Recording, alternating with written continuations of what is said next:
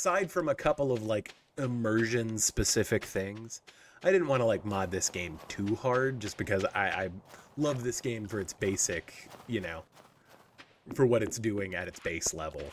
But I do think that there are some things that like with any game, and actually Concerned Ape has talked about it, that some things that people have modded into the game have become just features of the game, because he was like, that's a great idea, why didn't I think of that?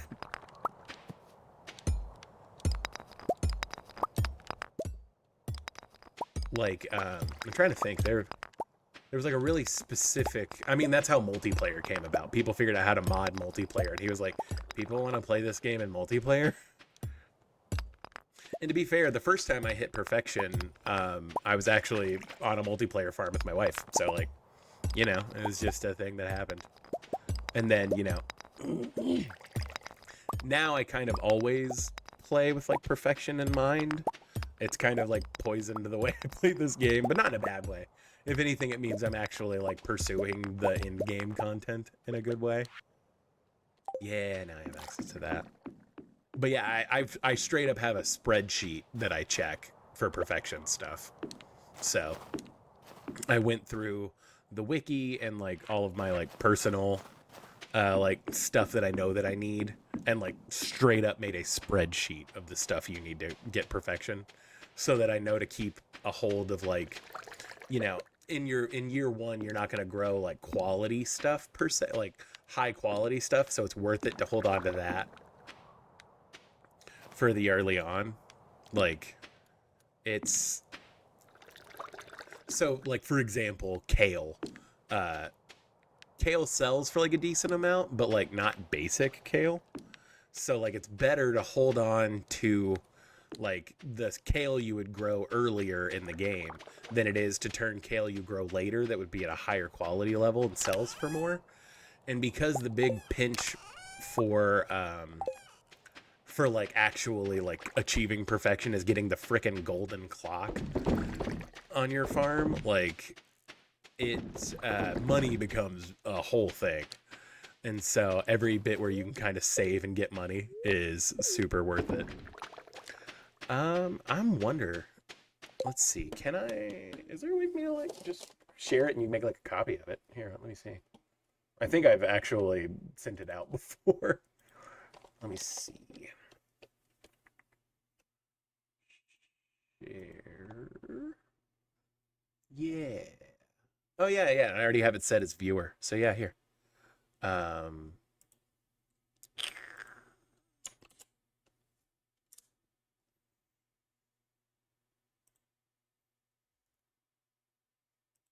Yeah, no, I mean, it probably took me like an hour to like put all that together, but like I use it every time I play now. So we need to go over here.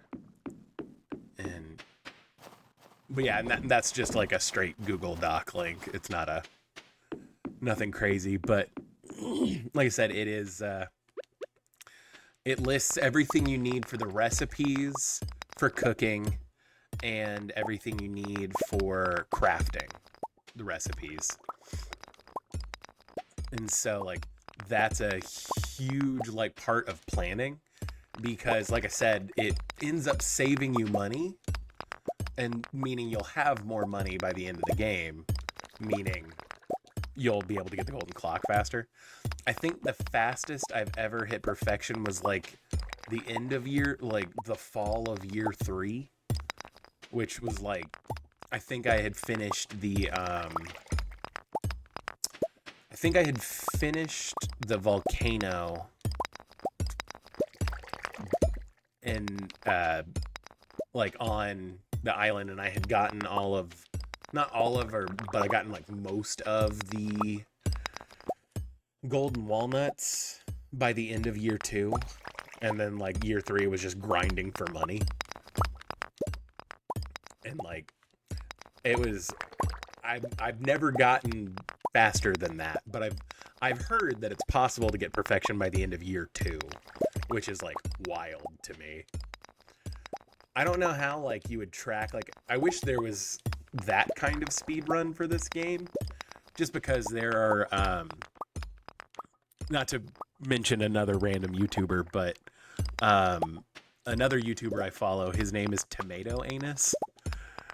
He does like breakdowns of speed runs and stuff. And one of the first videos of his I even watched was the marriage percent speed run for Stardew Valley. And I was like, yeah, I don't want to do that. That sounds rough. I wish there was like a tracked speed run for like the amount of days it takes you to accomplish certain tasks. Like that I would feel very cool about. I can't remember. I also watched a video.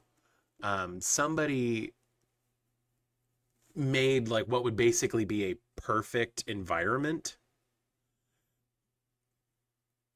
Yeah, I mean, like it's insane. Like some like how people have figured out.